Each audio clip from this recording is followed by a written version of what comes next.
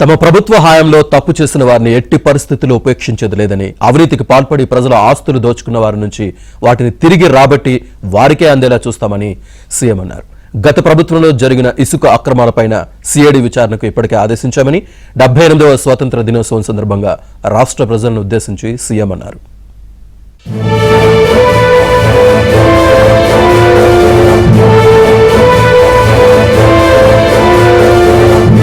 Vijayawada Indira Gandhi municipal స్టేడియంలో జాతీయ జెండాను ముఖ్యమంత్రి చంద్రబాబు ఆవిష్కరించి సాయుధ బలగాల గౌరవ వందనాన్ని సీఎం స్వీకరించారు. ఈ సందర్భంగా వివిధ శాఖల శకటాల ప్రదర్శనను ఆయన ఆసక్తిగా తిలకించారు. 4,000 రూపాయల పెన్షన్ పంపిణీ, తల్లికి వందనం, పేదలకు గృహ నిర్మాణం, రాజధాని అమరావతి నిర్మాణానికి సంబంధించిన శకటాలతో పాటు పలు శాఖల శకటాలను నేడు పెరేడ్లో ఉంచాయి.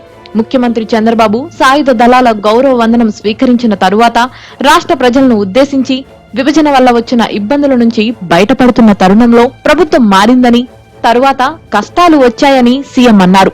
టీడీపీ అధికారంలో కొనసాగి ఉంటే ఇప్పటికే పోలవరం పూర్తి అయ్యేదని ఆయన అన్నారు. ప్రజావేదిక కూల్చివేతతో విధ్వంస పాలన ప్రారంభించి అమరావతిని పురిటిలోనే చంపాలని చూశారన్నారు. 14-19 కాలంలో రాష్ట్రం అన్ని రంగాల్లో అనూహ్యంగా దూసుకుపోయింది. దేశంలో నాడు ఆంధ్రప్రదేశ్ ఒక పెద్ద బ్రాండ్గా ఆవిష్కృతమైంది.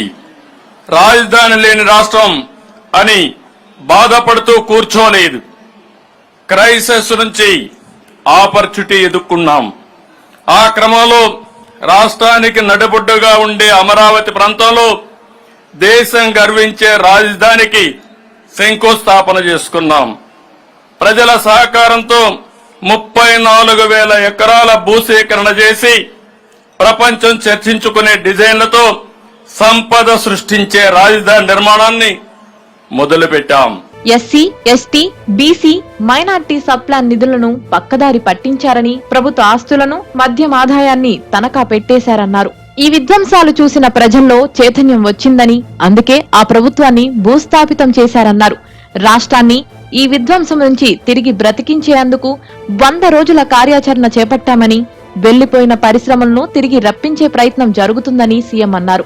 5 సంతకాలతో సంక్షేమానికి ప్రాధాన్యమిస్తూనే అభివృద్ధి బాటలు వేస్తున్నామని పేర్కొన్నారు. మీ భూమి మీ హక్కు పేరుతో వైసీపీ సృష్టించిన భూ సమస్యలకు పరిష్కారంగా త్వరలో రెవెన్యూ సదస్సులు నిర్వహిస్తున్నామని సీఎం అన్నారు. వాలంటీర్లు లేకుండా పెన్షన్ ఇవ్వలేరని, వృద్ధుల ప్రాణాలు గత ప్రభుత్వం తీసిందని, అదే వాలంటీర్లు లేకుండా తొలి రోజు 99% పెన్షన్ల పంపిణీ చేపట్టామని సీఎం అన్నారు. SC, ST, BC, minority sub plan నిధులు దారి మళ్లించారు. గత ప్రభుత్వ విధ్వంస దోపిడీ విధానాలతో రాష్ట్రం 30 ఏళ్ల ఎన్నికెళ్లిపోయింది. రాష్ట్ర విభజన కంటే కూడా 1924 మధ్య జరిగిన రివర్స్ పాలన వల్లనే రాష్ట్రం ఎక్కువగా నష్టపోయింది. గత 5 ఏళ్లు ప్రజలు ఏ స్వేచ్ఛా స్వాతంత్రాలు కోల్పోయి క్షోభను అనుభవించారో ప్రజలకు ఆ స్వేచ్ఛను తిరిగి అందించేందుకు కట్టుబడి ఉంటామని ఈ స్వాతంత్ర దినోత్సవ వేడుకల సాక్షిగా ప్రకటిస్తున్నాను. నేటి నుంచే అన్నా క్యాంటీన్లు ప్రారంభిస్తున్నామని, రోజుకి 1,45,000 మందికి 5 రూపాయలకే భోజనం అందిస్తున్నామన్నారు. తమ ప్రభుత్వం వచ్చాక 1వ తేదీనే జీతాలు ఇస్తున్నామని, గత ప్రభుత్వం ఇసుక, మద్యం దోపిడీతో పాటు అమరావతి, పోలవరం, విద్యుత్ రంగాలను ఎలా దెబ్బతీశారో తెలియజేస్తూ శ్వేతపత్రాల ద్వారా ప్రజల ముందు ఉంచామన్నారు.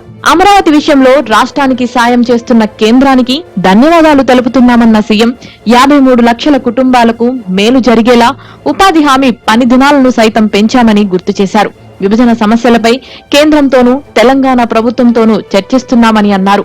రాష్ట్ర సమగ్రాభివృద్ధి 15% వృద్ధి రేటు లక్ష్యంగా పనిచేస్తున్నట్లు సీఎం ప్రకటించారు. జూలై నెలలో ప్రాజెక్టులలో జలకళ సంతరించుకుందని పేర్కొన్న ఆయన, దీంతో రైతుల మొహాల్లో ఆనందం వ్యక్తమవుతుందన్నారు.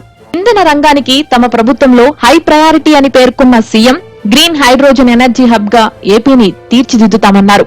గత ప్రభుత్వం టెర్రరిజం వల్ల రాష్ట్రం నుంచి కంపెనీలు తరలిపోయాయని, ఆ కంపెనీలను తిరిగి మళ్లీ రప్పించే ప్రయత్నం చేస్తున్నామని సీఎం అన్నారు. శాంతి భద్రతల విషయంలో స్పష్టమైన అభిప్రాయంతో ఉన్నామన్నారు. కూటమి ప్రభుత్వంలో ఎటువంటి రాజకీయ కక్షలు ఉండవని, ఇదే సమయంలో తప్పు చేసిన వారిని వదిలిపెట్టేది లేదని సీఎం తన ఉపన్యాసంలో పేర్కొన్నారు.